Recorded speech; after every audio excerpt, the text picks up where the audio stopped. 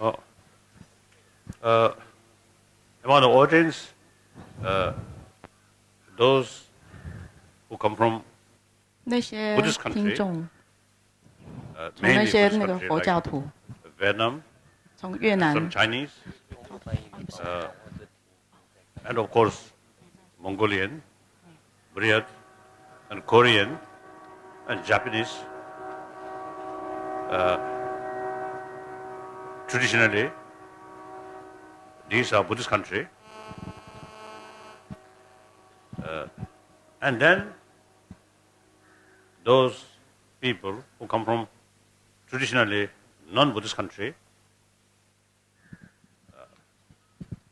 but basically we all same human being.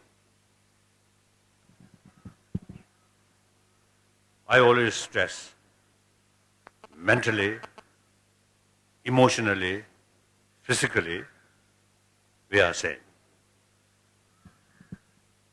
We have same sort of desire to achieve happy life. That's our basic right. Everyone, whether believer or non-believer, whether believe this religion, that religion, everyone have the same right to achieve happy life. And also, now today is the reality, the national demarcation or religious sort of demarcation is not that important. We must think entire humanity as a part of we. So therefore, each of us also have the responsibility to think about humanity. Because our individual interest depend on the sort of entire humanity, sort of, I say the entire humanity. Humanity or planet more peaceful, more harmonious, more prosperity, each of us get a benefit. So, firstly, I want to sort of emphasize whether believer or non-believer, in order to achieve inner peace and also in order to create better world, ultimately, warm-heartedness is the key factor. I feel like that. And also many scientists and some thinkers have the same view. So I want this. How many Russian speaking? А сколько русскоязычных людей среди вас? Raise hand. Oh. Yeah. Oh. Then Chinese speaking? 中文的，只听中文的。 Oh, yeah. Oh. So mainly from Taiwanese, isn't it? 台湾的，对。 Hong Kong, Taiwan. Right. Oh. How many Spanish speaking?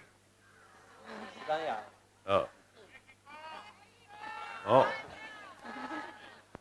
Translator. But you understand the English? Oh. Okay. Oh. So Vietnamese, how many Vietnamese? Raise hand. Okay. Right. Oh.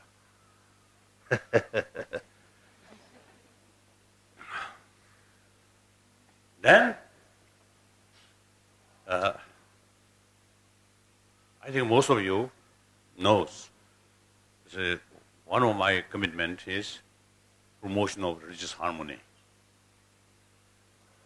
And here, I believe all major world religious tradition, in spite big differences or fundamental differences in the philosophical field, but all carry sort of same message or practice. That is practice of love, compassion, forgiveness, tolerance, and self-discipline and contentment. These practices concerned, all major religious traditions have same practice. And then, of course, there are in philosophical field big differences. But that is necessary. Even among Buddhists, follower of same teacher, because of different mental disposition, Buddha taught different contradictory views of philosophy because it is necessary. So, 1,000 years, it's a different part of the world, different climate, different cultural heritage, different way of life. So, naturally there are different mental disposition. So it is necessary to have different way of approach. So these different religious traditions, you see, happen. So it doesn't matter what philosophical sort of differences, same purpose, and different philosophy also necessary. So understanding that, then we can develop genuine respect other tradition and also genuine admiration and appreciation about all other traditions which make tremendous sort of contribution for well-being of humanity. And this connection, I always say the emphasis, it is better to keep one's own religious faith. Because now here, as I mentioned before, people from non-Buddhist country, they have their own religious tradition and their whole culture, way of life, very much related with that faith. So like, I think the Judeo-Christian tradition is the main tradition, Western countries. So it is better to keep one's own faith. But at the same time, you also can learn from other traditions which something common practice, such as this certain method about practice of tolerance. Just as the sixth sort of chapter of Shandadeva, these are common. And also, among some of my friends, Christian, also showing genuine interest about the practice of single-pointed concentration. So, okay. Like some unique thing about there is no absolute, everything relative. Now, such thing is the unique about Buddhism. So, some of my Christian friend, even sort of showing interest about shunyata, emptiness, then I usually say telling them, this is not your business. This is Buddhist business. Not think about these things. It is better. Otherwise, you see, they may some sort of different sort of impact in their single sort of minded faith towards Creator, towards Absolute. So such things are something different. Otherwise, you see, they're common practice. And similarly, we Buddhists also, you see, can learn some of the Christian practitioners' sort of experiences. Very useful. So we can learn from each other without changing one's own faith. Then, out of millions of people, like Tibetan, of course, almost I think 95%, almost 99% Buddhist. But there are also some Muslims. Last, I think at least 4 centuries. And also some Christians. So like that, Western community, among them, some individual who may have sort of special interest about other tradition, such as Buddhism, then it is okay. It is individual right. If one person really feel the other tradition is something more suitable, more effective, more acceptable, then okay. But then important is you must keep respect your own or the traditional religion. That's important. Then those Buddhist, traditionally Buddhist country, certainly it is very important to realize Buddhism is your own treasure. I often, my Indian friend, the Buddhism which we Tibetan practice is actually come from Nalanda tradition. So India's tradition. So when I explain about Buddha Dharma, according to Nalanda tradition, I always telling my Indian friend, this is your tradition. So like that. So those people who come from Buddhist country, it is very important to keep one's own faith. And again, among millions of Buddhist countries, millions of people from Buddhist country, some individual may have, you see, the attraction towards other tradition. That also, as I mentioned earlier, is okay. But generally speaking, it is better to keep one's own traditional religion. That is safer. I often used to telling one story to audience. In 59, the Tibetan refugee, now newly arrived here, and very difficult circumstances, no settlement, only temporary sort of, or say the, temporary,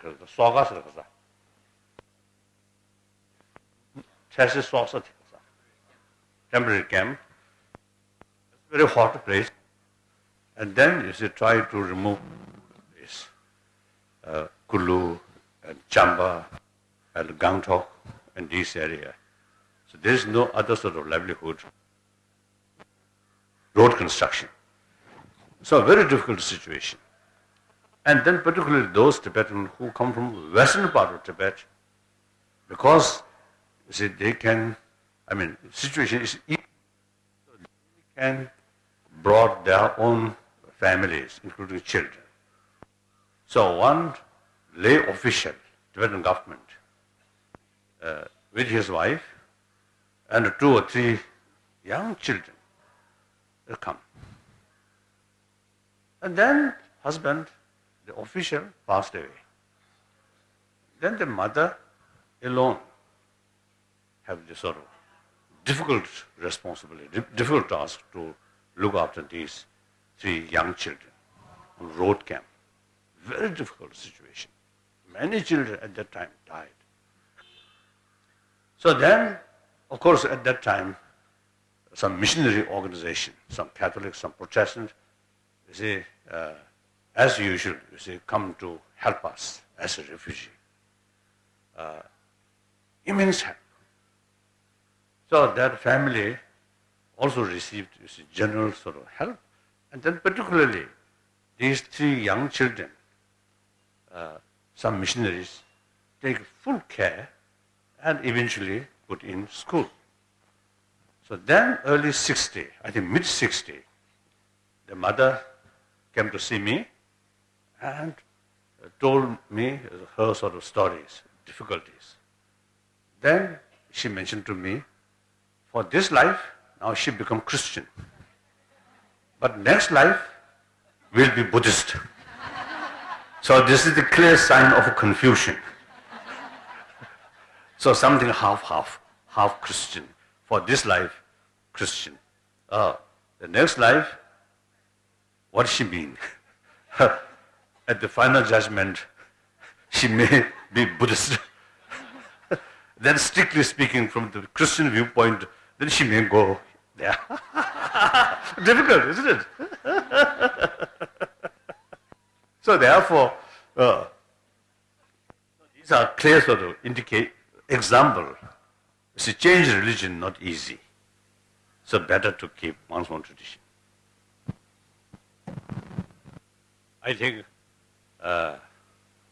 many of you, found like the Shantideva sort of the teaching. See, there are many similarities. I notice, the Saint Assisi Saint, isn't it? The one sort of prayer, quite similar, which you see mentioned in Shantadeva's book. So we can certainly learn each other. It can enrich one's own sort of practice. And then the large portion of humanity naturally not much serious about spirituality, about religious spirituality. That also, one sort of serious concern. The major portion of humanity just think about money, material sort of value. And some kind of, culture of materialistic culture. And that is really dominant now.